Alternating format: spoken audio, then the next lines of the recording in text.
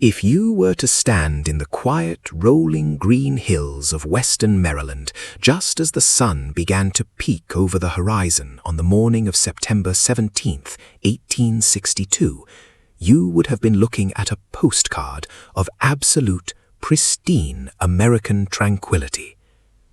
The air was crisp and cool, carrying the sweet, earthy scent of the impending autumn harvest.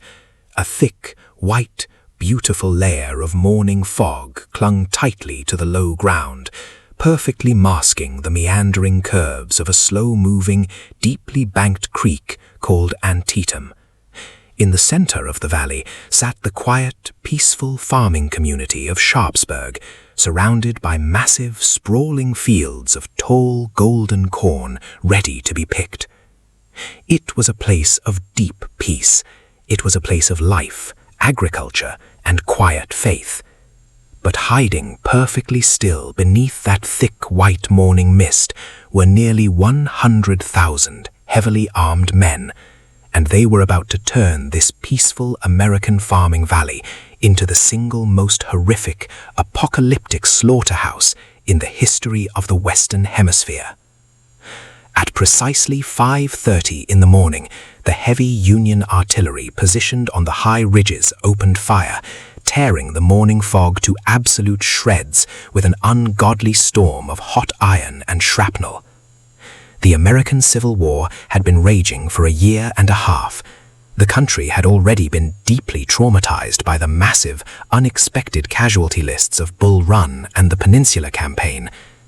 The American public genuinely, desperately believed that they had already seen the absolute worst of what modern, industrialized warfare could possibly inflict upon a generation. They were completely, terrifyingly wrong. Everything that had happened before this morning was merely a prelude. From dawn until the sun finally, mercifully set 12 agonizing hours later, the United States Army and the Confederate Army of Northern Virginia would engage in a prolonged, intimate, and unimaginably brutal slugging match across the cornfields, sunken dirt roads, and stone bridges of Sharpsburg. The sheer mathematics of the violence that occurred here defy human comprehension.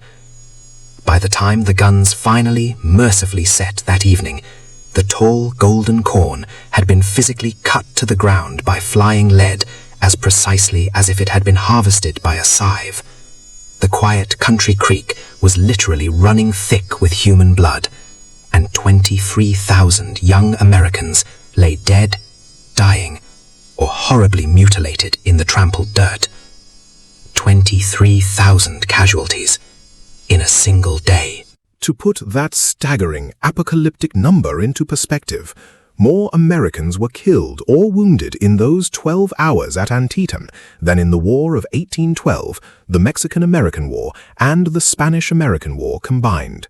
It remains to this exact second the absolute bloodiest single day in the entire military history of the United States. But the blood spilled at Antietam Creek did not just water the Maryland soil. It fundamentally, irreversibly altered the entire moral trajectory of the United States of America. Because of what the soldiers endured in that cornfield, Abraham Lincoln was finally handed the political weapon he desperately needed to redefine the meaning of human freedom. This is video 46 of our series. Today we march into the absolute abyss. We are going to explore the terrifying, desperate gamble that led Robert E. Lee to invade the North. We will witness one of the greatest, most astonishing, and mathematically impossible miracles in military history, the discovery of the legendary Lost Order.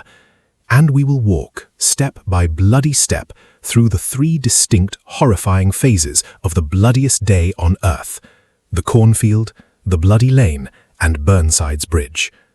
Prepare yourself. The romantic illusions are dead. The true nightmare of the American Civil War has arrived. To understand why the Battle of Antietam happened, why the Confederate Army suddenly left the defensive safety of the South and marched into the sovereign territory of the United States, you have to look at the terrifying existential crisis facing General Robert E. Lee in September of 1862. just a few weeks earlier, Lee had brilliantly, aggressively driven George McClellan's massive Army of the Potomac away from the gates of Richmond during the 7 days battles. Following that, he had marched north and completely crushed another Union army at the Second Battle of Bull Run. Tactically, Lee was on a blinding, historic winning streak. He had completely reversed the momentum of the war. But logistically, the Confederate States of America was absolutely starving to death. The state of Virginia had been the primary bloody theater of the war for over a year.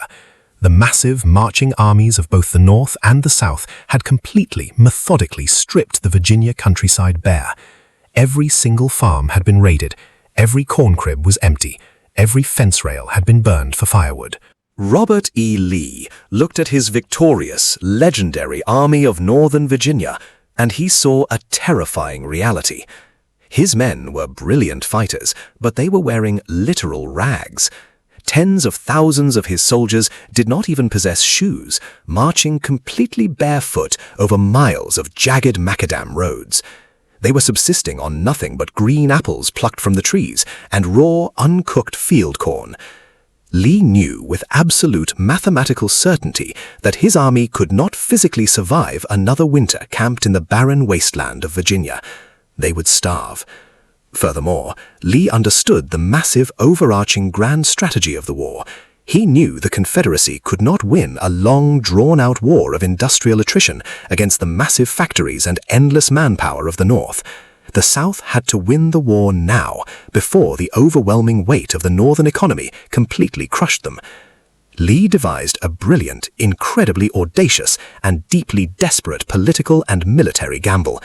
He decided to take his starving army, cross the Potomac River, and launch a massive, highly visible invasion directly into the loyal, untouched Union border state of Maryland.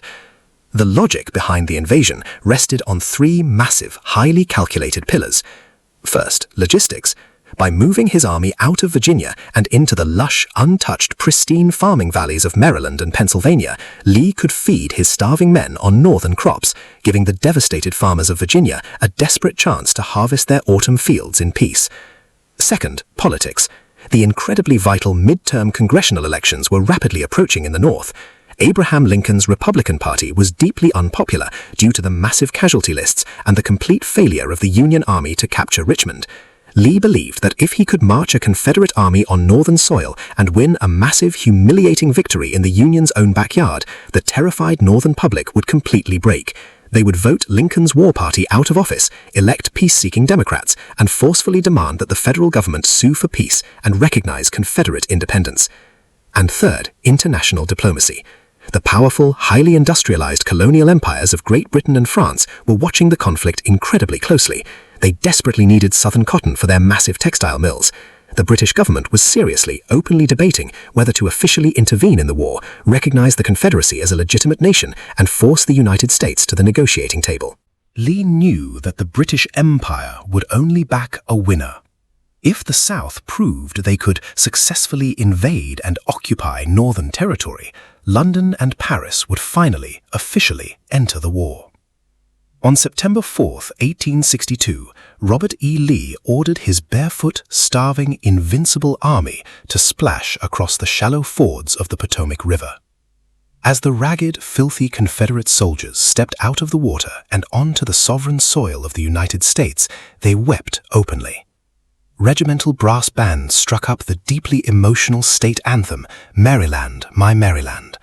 They genuinely, deeply believed they were marching in as glorious liberators. They believed that, because Maryland was a slave-holding border state, the local citizens would immediately rise up, throw off the tyranny of Abraham Lincoln, flock to the Confederate recruiting tents, and join their army by the tens of thousands. But as Lee's army marched into the Maryland towns of Frederick and Hagerstown, the reception they received was absolute, chilling silence. The citizens of Western Maryland were deeply conservative, largely pro-Union, and completely terrified by the sight of the Confederate army. To the wealthy Maryland farmers, Lee's men did not look like glorious romantic liberators. They looked like an incredibly dangerous, heavily armed, filthy mob of starving vagrants. The men were unwashed, covered in lice, and physically smelled of unwashed wool and wood smoke. Instead of cheering for the rebellion, the Maryland civilians locked their heavy doors, hid their silver, rushed their valuable horses into the deep woods to prevent them from being stolen, and completely refused to join the Confederate ranks. Lee's grand vision of a massive Maryland uprising completely failed, but militarily he was still loose in the North. His army was highly mobile, moving fast, and completely unchecked. In Washington, D.C., absolute suffocating panic set in. Abraham Lincoln, completely out of options, was forced to turn to the only man capable of organizing a rapid pursuit. He swallowed his intense, burning personal pride and placed the Army of the Potomac back into the overly cautious, deeply paranoid hands of General George B. McClellan. McClellan slowly, methodically began marching his massive 87,000-man army out of Washington to chase Lee. But McClellan was flying completely blind. He had absolutely no idea where Lee's army was or what their objective was. Until, in a moment of pure, mathematically impossible historical luck, the Confederate master plan was literally handed to him in a field. If you were to write this exact event into a Hollywood screenplay or a fictional novel, the audience would completely, utterly reject it as hopelessly contrived, overly dramatic, and absolutely impossible. But in the grand, chaotic, terrifying theater of the American Civil War, it actually happened. On the morning of September 13th, 1862, elements of the massive Union Army of the Potomac marched into the town of Frederick, Maryland. They were setting up their camps in the exact same pristine clover fields that Robert E. Lee's Confederate Army had abandoned just a few days earlier. Corporal Barton W. Mitchell, a young, deeply exhausted soldier serving in the 27th Indiana Infantry, dropped his heavy wool knapsack and sat down in the tall grass to rest his aching feet. As he leaned back, something strange in the grass caught his eye. Lying completely abandoned in the dirt, wrapped tightly around 3 expensive, highly prized cigars, was a folded piece of paper. To an exhausted infantryman, finding 3 pristine cigars in the middle of a war zone was an incredible stroke of luck, but Corporal Mitchell was observant. He carefully unwrapped the paper surrounding the cigars and glanced at the handwriting. It was not a personal letter. It was an official, heavily detailed military document. It was completely covered in the sprawling, highly formal cursive script of a staff officer. Mitchell couldn't completely understand the tactical jargon, but he immediately recognized the deeply terrifying names written on the page: General Jackson, General Longstreet, General Lee. Mitchell immediately stood up and ran to his company captain. The captain ran to the regimental colonel. The colonel took one look at the paper, turned pale, mounted his horse, and galloped at full speed directly to the supreme headquarters of General George B. McClellan. Corporal Mitchell had just accidentally discovered a carelessly dropped, heavily copied document, officially known as Special Order 191. It was, without a single shadow of a doubt, the greatest intelligence coup in the entire history of the United States military. Special Order 191 was nothing less than Robert E. Lee's complete, comprehensive, and highly classified master blueprint for the entire invasion of the North. The paper explicitly detailed exactly where every single piece of the Confederate Army was located, what roads they were currently marching on, and what their specific, highly vulnerable military objectives were. The document revealed a reality that should have made an aggressive Union commander weep with absolute joy. Lee, supremely arrogant and completely lacking respect for McClellan's slow-marching speed, had done the most dangerous, reckless thing a general can possibly do in enemy territory.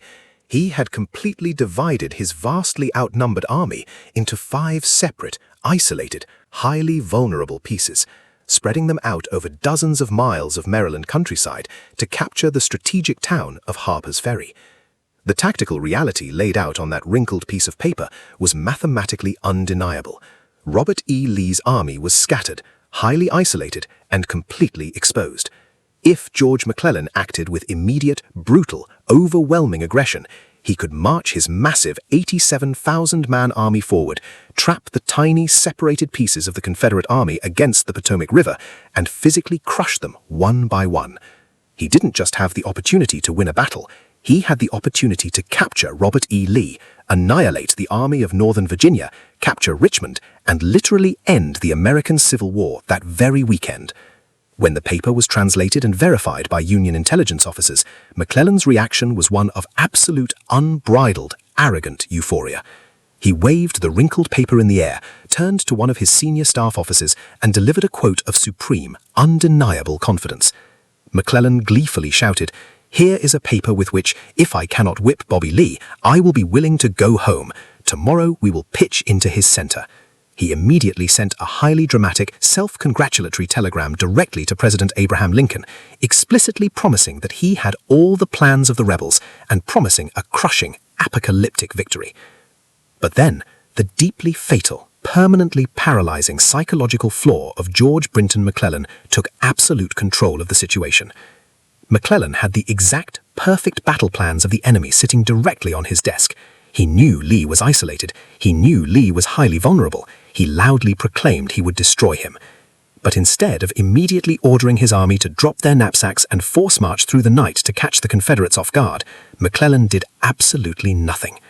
The great, cautious engineer simply could not bring himself to act with the reckless, violent speed required to spring the trap.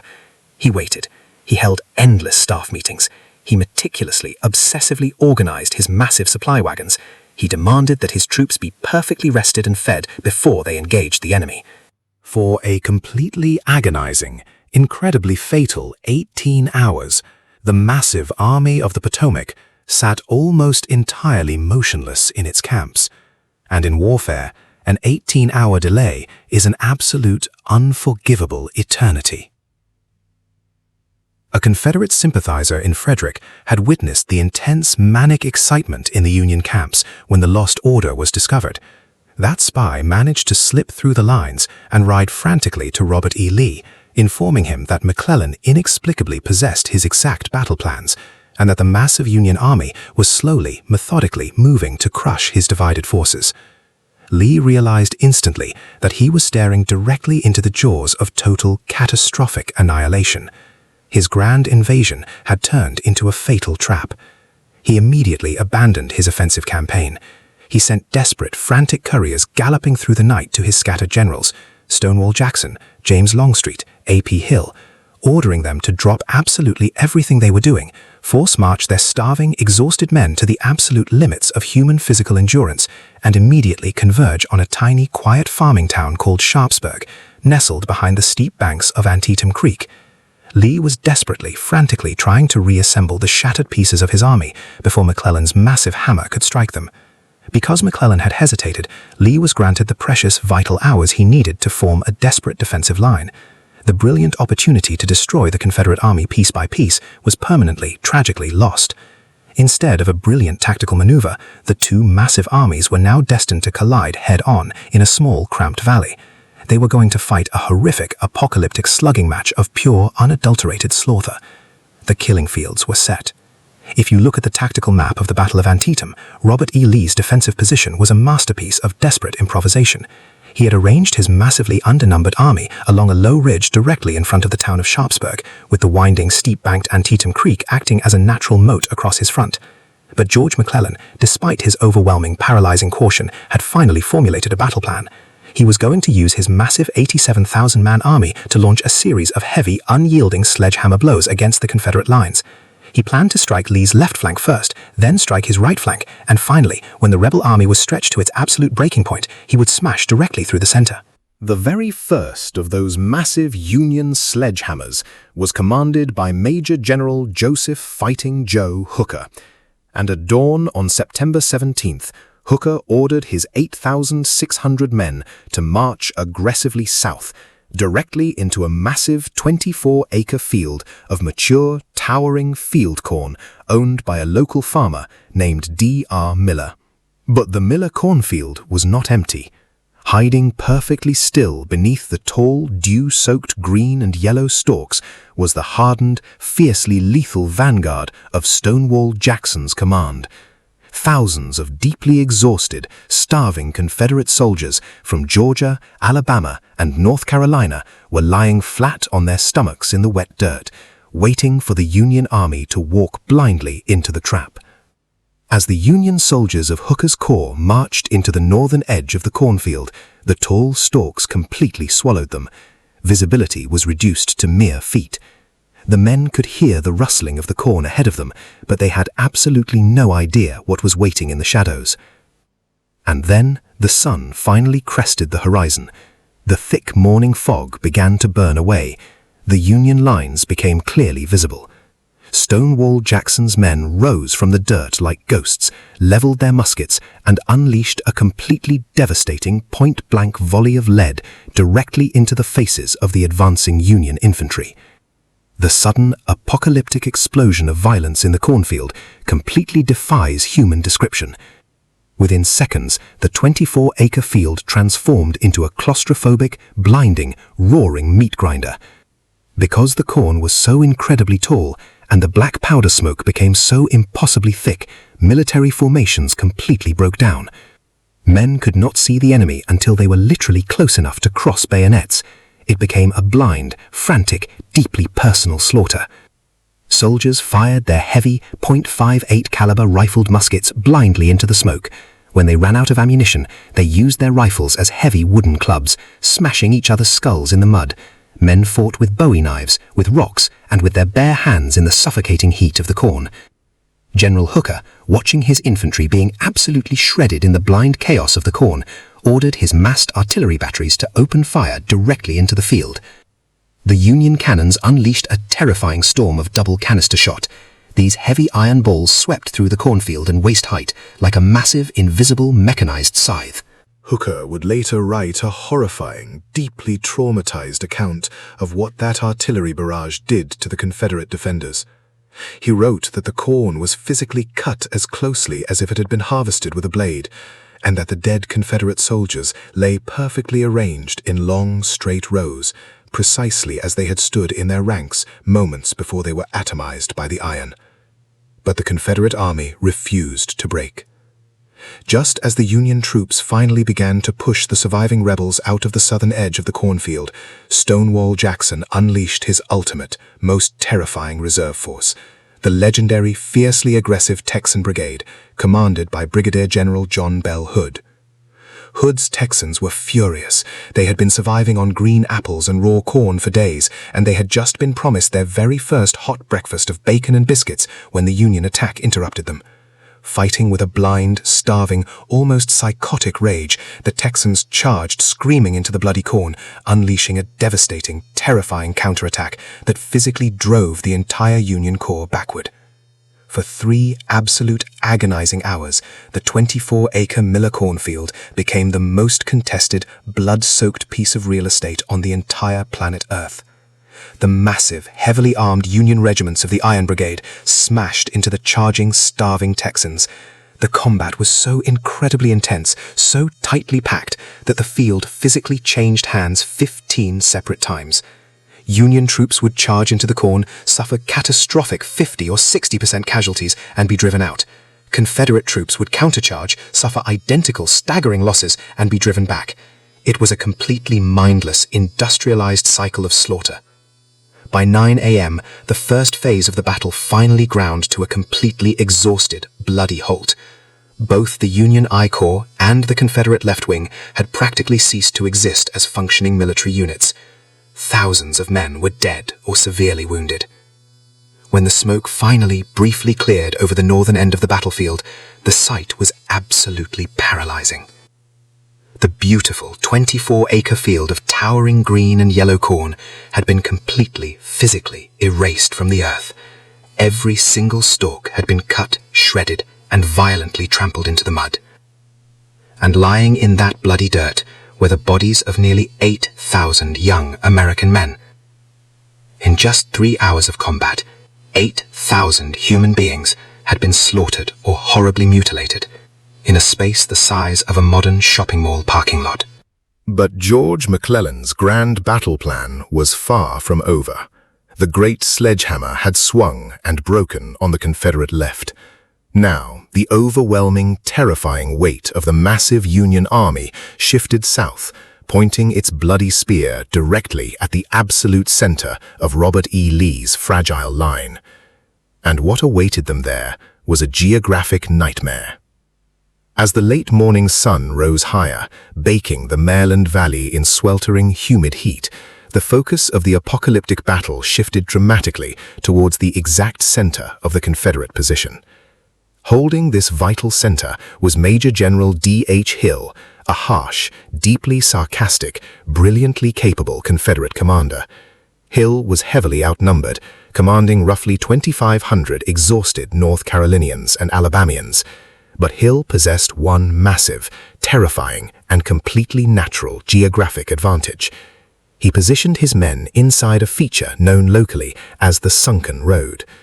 For decades, local Maryland farmers had driven massive, heavily loaded horse-drawn wagons down this specific dirt lane to bypass the town of Sharpsburg. Over generations of heavy iron wagon wheels grinding into the dirt, combined with severe rain erosion, the road had literally sunk several feet below the level of the surrounding farm fields. Without having to dig a single shovelful of dirt, D.H. Hill's men were suddenly handed the perfect, impregnable infantry trench. They were completely protected from the chest down by the solid earth. Furthermore, the terrain in front of the sunken road sloped slightly upward, creating a blind crest. Approaching Union troops would not be able to see the Confederate trench until they crested the hill, placing them at an absolutely point-blank, highly lethal range of just 30 yards. It was a perfectly engineered killing floor. At roughly 10:30 a.m., massive waves of Union infantry, thousands of men strong, began marching bravely, blindly up the rolling slope towards the center of the Confederate line. Because of the rolling terrain, they had absolutely no idea the sunken road was there. They marched in perfect, highly disciplined geometric formations, their flags waving proudly in the breeze. As the very first line of Union troops finally crested the top of the ridge, they looked down and saw, to their absolute paralyzing horror, a solid, unbroken wall of grey uniforms and hundreds of heavy musket barrels resting on the dirt lip of the trench, pointing directly at their chests from just 30 yards away. The Confederate volley was so completely devastating, so perfectly concentrated at such an incredibly close range, that it physically sheared the entire front rank of the Union assault right off the face of the earth. Hundreds of Union men dropped instantly, completely dead before their bodies even hit the grass. But the Union Army did not retreat. General French's division, followed rapidly by General Israel Richardson's heavily armed division, simply stepped over the bleeding bodies of their dead comrades and poured relentless, punishing, point-blank musket fire down into the Confederate trench. For nearly 4 agonizing hours, the fighting at the sunken road became a horrific, static, unthinking slaughterhouse. Because the Confederate troops were protected by the earth, the Union troops were forced to stand completely upright in the open fields, absorbing catastrophic, mind-numbing casualties just to get a clear shot down into the trench. The combat was so incredibly close that men were literally shooting each other in the face. The noise was so completely deafening, so continuous, that soldiers later reported feeling as though their internal organs were physically vibrating from the concussive force. In a moment of profound, highly emotional military drama, the legendary Irish Brigade of the Union Army marched up the bloody slope. These were hardened, fiercely brave, highly patriotic Irish immigrants from New York and Massachusetts, carrying massive, highly visible emerald green silk flags. Before they charged, their Catholic chaplain, Father William Corby, bravely stood upright in the deadly crossfire, raised his right hand, and loudly pronounced the Latin words of general absolution, forgiving the sins of the men who were about to die. The Irish Brigade charged the sunken road with an absolute terrifying ferocity. They poured massive, highly disciplined volleys into the Confederate trench, absorbing horrific, staggering losses. By the end of their charge, over half the men in the Irish Brigade were dead or bleeding in the grass, their beautiful emerald flags torn to absolute shreds by the rebel lead. But the sheer, overwhelming, endless numerical superiority of the Union Army slowly, inevitably, began to break the Confederate defenders. The Confederate line in the sunken road finally, violently collapsed due to a catastrophic misunderstanding of orders. Colonel John B. Gordon, the fiercely brave, highly capable Confederate commander holding the right side of the trench, was shot directly through the face by a Union minie-ball. Gordon collapsed, severely wounded, nearly drowning in his own blood inside his hat before a bullet hole drained it. With Gordon incapacitated, a confusing order was shouted down the chaotic, deafening line. A Confederate regiment, commanded to simply pivot and refuse their flank, misunderstood the order in the deafening noise of the battle. Instead of pivoting, they believed the order was to completely retreat. They broke and ran for the rear. The entire right side of the sunken road was instantly, permanently wide open. Union troops immediately seized the massive tactical blunder. They violently rushed forward, completely outflanking the trench. They stood at the very end of the sunken road, looking straight down the line of trapped Confederate defenders. The Union troops unleashed a devastating, completely unopposed, highly enfilading fire directly down the length of the road. For the Confederate troops trapped inside, the perfect, impregnable natural trench instantly transformed into a terrifying, inescapable mass grave. They were slaughtered where they stood. The surviving Confederate defenders broke in absolute, unadulterated panic, completely abandoning the road and fleeing desperately back toward the town of Sharpsburg. When the Union troops finally stepped over the lip and entered the sunken road, the scene that awaited them was so profoundly, indescribably horrific that it forever scarred the minds of every single man who witnessed it. In a stretch of dirt lane barely 800 yards long, nearly 5,600 men lay dead or horribly wounded. The dead Confederate soldiers were piled 2, 3, and sometimes 4 deep in the trench. Witnesses wrote with absolute, terrifying clarity that a man could physically walk the entire length of the sunken road by simply stepping on dead bodies without his boots ever once touching the dirt. The blood flowing from the thousands of wounds actually pooled in the low spots of the road, creating literal, highly visible puddles of deep crimson mud. From that day forward, the name Sunken Road was permanently erased from the American lexicon. It was forever christened, in blood and horror, as the Bloody Lane. The center of Robert E. Lee's army had completely, entirely shattered. There were absolutely no organized Confederate troops left between the Bloody Lane and the town of Sharpsburg. Lee's army was sliced neatly in half. The brilliant, highly aggressive Union commander on the field, General William B. Franklin, sent a frantic, desperate courier galloping back to George McClellan's headquarters. Franklin pleaded with McClellan, "The center is completely wide open. Send in the reserves." McClellan had an entire, massive, completely fresh, highly equipped corps of 10,000 men, the V Corps, commanded by General Fitzjohn Porter, sitting safely in reserve, completely untouched by the battle. If McClellan simply pointed a single finger and ordered those 10,000 fresh men to march straight down the middle of the broken battlefield, they would utterly annihilate Lee's army, capture the rebel supply trains, and end the war right there in the Maryland dirt. It was the absolute, undeniable climax of the American Civil War, the opportunity of a lifetime, the moment a true, great general seizes with absolute, brutal aggression. But the deeply paranoid, terrified, paralyzed mind of George McClellan completely, utterly failed him. Alan Pinkerton's wildly exaggerated, highly flawed intelligence reports whispered in the back of McClellan's mind. He was completely, genuinely convinced that Robert E. Lee was hiding a massive, terrifying 50,000-man imaginary reserve force just over the next hill, simply waiting to spring a massive trap. General Fitzjohn Porter, sharing his commander's intense paranoia, leaned in and whispered a highly dramatic, deeply fatal piece of advice. He looked at McClellan and said, "Remember, General, I command the last reserve of the last army of the Republic." That single, arrogant, deeply terrified sentence sealed the fate of the nation. McClellan completely froze. The savior of the Union lacked the simple, brutal nerve to strike the killing blow. He shook his head, refused to commit the reserves, and called off the attack. The brilliant, golden opportunity to destroy the Confederate army slipped permanently through his fingers. Robert E. Lee was miraculously granted the precious, vital hours he desperately needed to plug the massive hole in his center and prepare for the final, agonizing phase of the battle. Because McClellan refused to act, the slaughter was not over. The great sledgehammer of the Union Army simply shifted focus one last time, pointing south, towards a small, narrow, highly picturesque stone bridge. By 1 o'clock in the afternoon, the center of Robert E. Lee's line had miraculously, barely stabilized, simply because George McClellan lacked the nerve to finish it off. But George McClellan's grand 3-part battle plan was not over. The final, massive Union sledgehammer was poised on the extreme southern edge of the battlefield. Commanding this massive 12,000-man Union force was Major General Ambrose Burnside.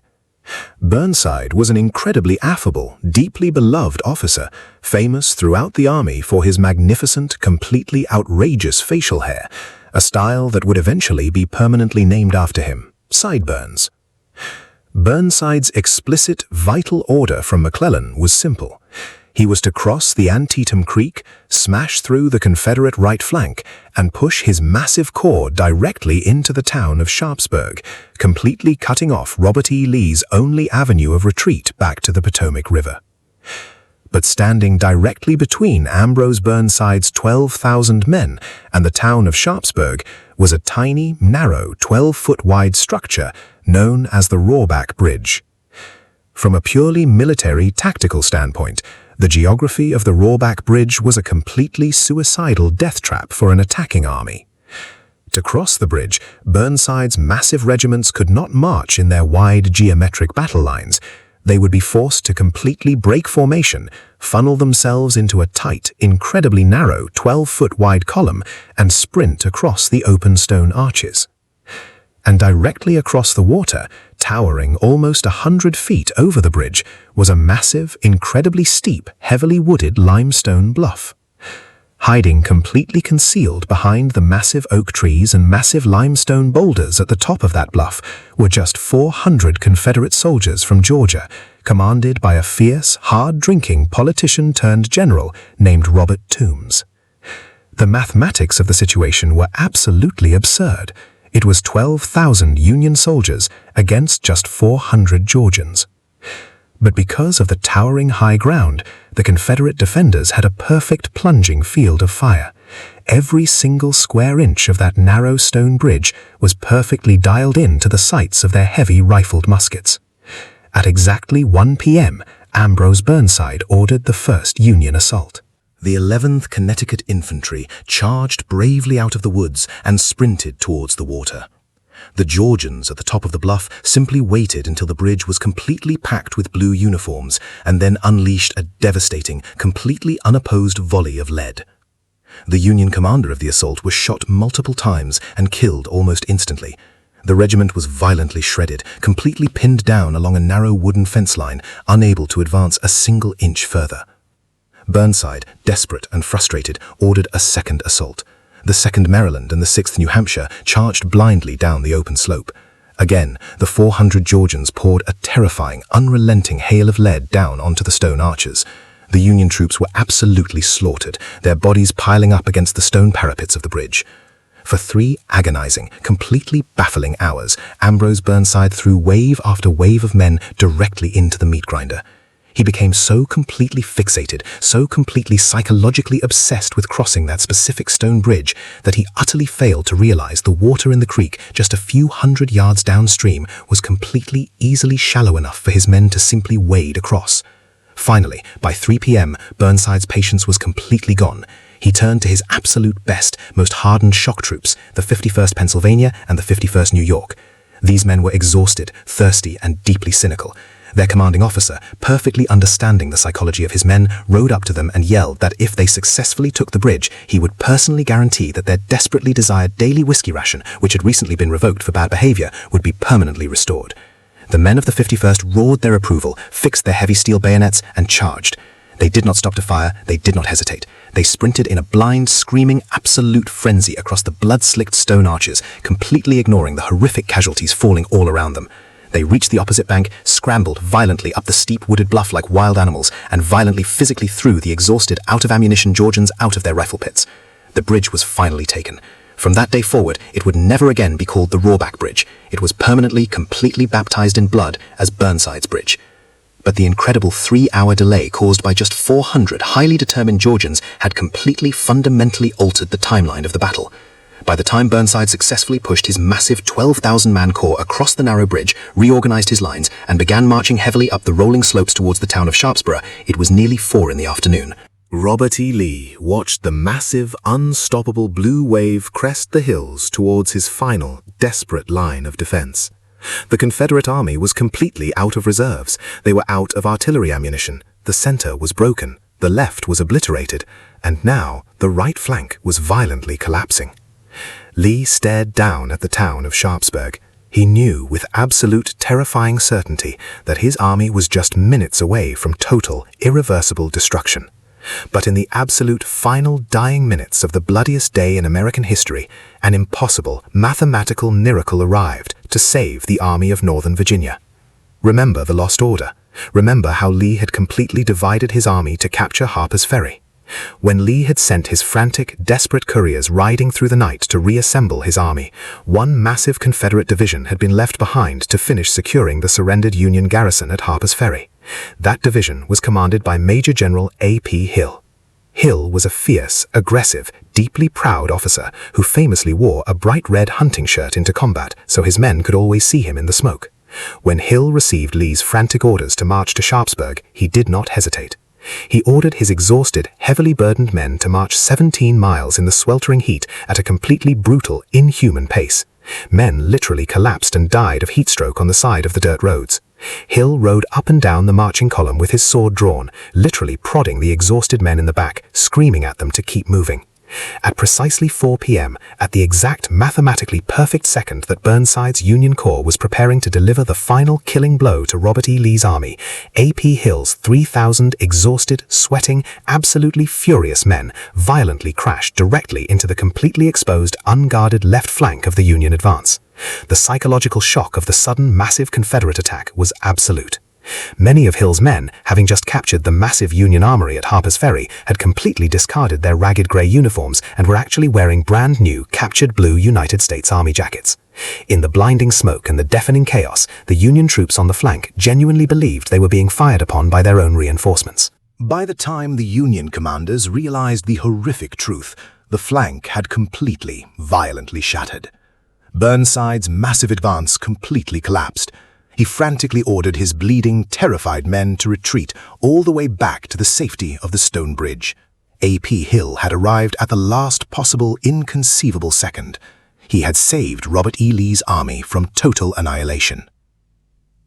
As the sun finally dipped below the horizon, painting the thick gunpowder smoke in horrific, apocalyptic shades of bruised purple and deep crimson, the guns of Antietam finally fell silent.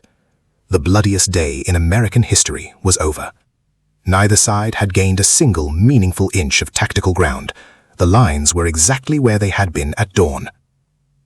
But the cost of that stagnant, unmoving real estate was a casualty list that fundamentally, permanently broke the human mind. The morning of September 18, 1862, broke over a scene of absolute, inconceivable, apocalyptic horror. 23,000 American men were casualties. The tiny farming town of Sharpsburg had instantly become a massive, completely overwhelmed charnel house. Every single barn, every church, every parlor, and every kitchen table for miles around was completely filled with screaming, bleeding, dying men undergoing brutal, unanesthetized amputations. And for the very first time in human history, the absolute, unvarnished, horrifying visual reality of war was brought directly into the comfortable, pristine parlors of the civilian public. Just days after the battle, an entrepreneurial photographer named Mathew Brady sent his brilliant assistant Alexander Gardner directly onto the blood-soaked field. Gardner set up his heavy wooden camera, prepared his highly sensitive glass plates, and took the very first photographs of dead American soldiers on a battlefield before they were buried. When Mathew Brady displayed those horrific graphic photographs in his New York City gallery under the title The Dead of Antietam, the American public was completely, utterly paralyzed with shock. The romantic, chivalric illusions of war, the beautiful oil paintings of clean, heroic deaths and waving silk flags were permanently, violently destroyed. The New York Times wrote a brilliant, deeply traumatized review of the exhibition, famously stating, "Mr. Brady has done something to bring home to us the terrible reality and earnestness of war. If he has not brought bodies and laid them in our dooryards and along the streets, he has done something very like it." The nation was absolutely traumatized. But in Washington, D.C., the trauma was rapidly replaced by absolute, blinding, furious rage. President Abraham Lincoln looked at the military reality and realized that George McClellan had completely, utterly failed again. McClellan possessed over 80,000 men. Lee's army was shattered, bleeding, and trapped against the flooding waters of the Potomac River. If McClellan had simply ordered his massive army to march forward on September 18th, he would have effortlessly crushed the remnants of the Confederacy. But the deeply paranoid, terrified savior of the Union refused to move. He claimed his army was too exhausted, completely ignoring the fact that the Confederate army was equally exhausted and vastly outnumbered. He allowed Robert E. Lee to completely escape, safely crossing the river back into Virginia to fight for 3 more agonizing years.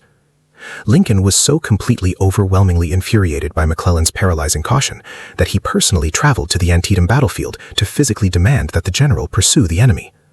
Standing on the high ridges overlooking the vast, completely idle, incredibly expensive camp of the Army of the Potomac, Lincoln turned to a friend and delivered one of the most bitter, deeply sarcastic lines of his entire presidency. Lincoln pointed at the massive tent city and quietly said, "Do you know what that is? That is not the Army of the Potomac. That is General McClellan's personal bodyguard." A few weeks later, after the crucial midterm elections had safely passed, Abraham Lincoln finally, permanently fired George Brinton McClellan. The brilliant engineer who built the army was never given a field command again. But despite McClellan's catastrophic failure to destroy Lee's army, the Battle of Antietam provided Abraham Lincoln with the one specific, highly crucial political tool he desperately needed. By driving Robert E. Lee out of Maryland, the Union Army had achieved a massive, undeniable strategic victory. For months, Lincoln had been carrying a highly controversial, incredibly revolutionary legal document hidden in his coat pocket. He had desperately wanted to release it, but his cabinet had warned him that if he released it after a massive Union defeat, it would look like the desperate, pathetic shriek of a dying government. He had to wait for a victory. Antietam was that victory. On September 22, 1862, just 5 days after the slaughter at Antietam Creek, Abraham Lincoln issued the preliminary Emancipation Proclamation. The proclamation was a brilliant, highly complex, and deeply misunderstood military and legal document. It did not instantly free every single enslaved person in America. It explicitly stated that on January 1, 1863, all enslaved people legally held in any state currently in active rebellion against the United States shall be then, thenceforward, and forever free. It was an executive military order designed to completely, fundamentally destroy the economic and logistical foundation of the Confederate war machine. But far more importantly, it fundamentally, irreversibly changed the entire moral trajectory of the American Civil War. The United States Army was no longer simply fighting a highly technical, deeply complex political war to preserve a geographic border.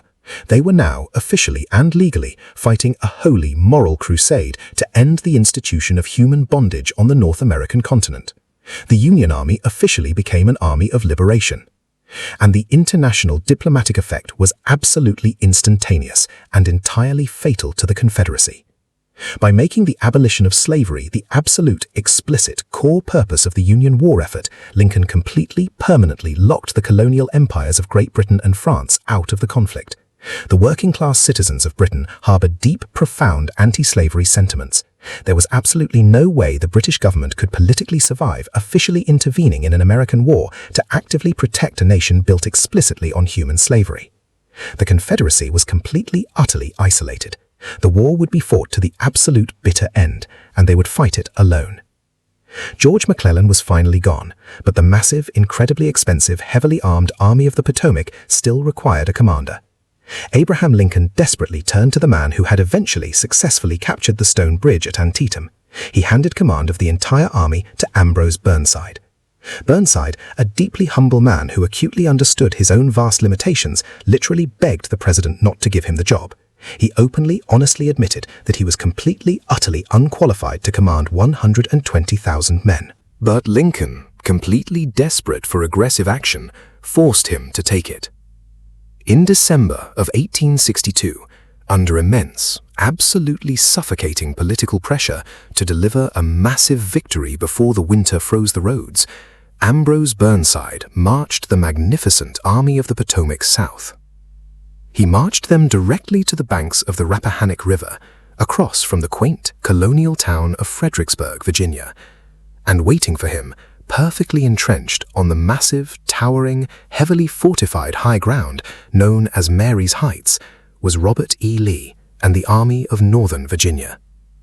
In video 47, we witness the absolute, unmitigated nightmare of the Battle of Fredericksburg. We will watch the Union Army execute a massive, chaotic, incredibly violent urban river crossing. We will witness the terrifying, incredibly lethal efficiency of the Confederate stone wall, and we will watch in absolute paralyzing horror as Burnside orders wave after wave of magnificent, brave young men to march directly into an inescapable, completely mathematically impossible slaughter.